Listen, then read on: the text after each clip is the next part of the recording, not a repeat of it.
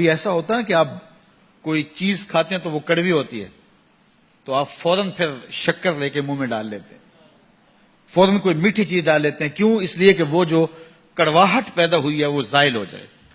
کھاتے کھاتے کوئی کڑوا بادام آ گیا تو آپ جلدی جلدی سے پھر کوئی میٹھا بادام 2-3 اکٹھے ڈال لیتے ہیں منہ میں کہ اس کی کڑواہٹ ختم ہو.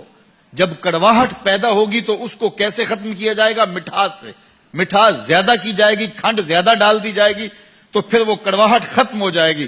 کہا جب گناہ کی کڑواہٹ آ جائے تو تم نیکی کی کھنڈ ڈال لیا کرو, نیکی کی شکر کھا لیا کرو, گناہ مٹ جائے گا اور تمہارا منہ بھی, تمہارا دل بھی, تمہارا دماغ بھی میٹھا ہو جائے گا.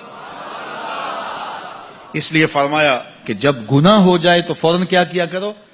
نیکی کر لیا کرو.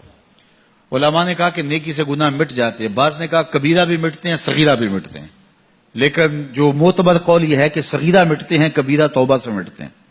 جو ہمارے صغیرہ گناہ ہیں جو ہم سے ہوتے رہتے ہیں زندگی میں, چلتے پھرتے گاہے گاہے ہم سے کئی گناہ سرزد ہوتے ہیں, ہمیں بعض کا پتہ بھی نہیں ہوتا گناہ سرزد ہو رہے ہوتے ہیں, تو وہ مٹتے ہیں.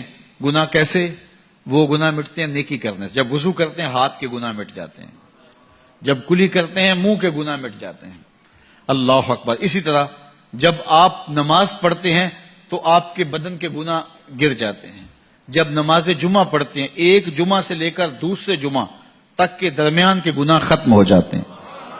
جب آپ عمرہ کرتے ہیں, ایک عمرے سے لے کر دوسرے عمرے کے درمیان تک کے گناہ مٹ جاتے ہیں.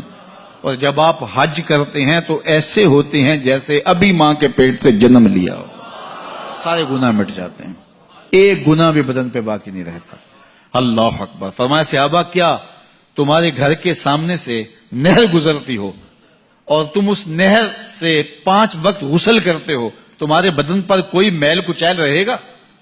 عرض کی یا رسول اللہ کیسے رہ سکتا ہے؟ فرمایا یہی مثال 5 نمازوں کی. جب 5 نمازیں پڑھتے ہو بدن کے گناہ دھل جاتے ہیں. تو فرمایا جب گناہ کر بیٹھو تو نیکی کیا کرو, نیکی کرنے سے گناہ مٹ جاتے ہیں.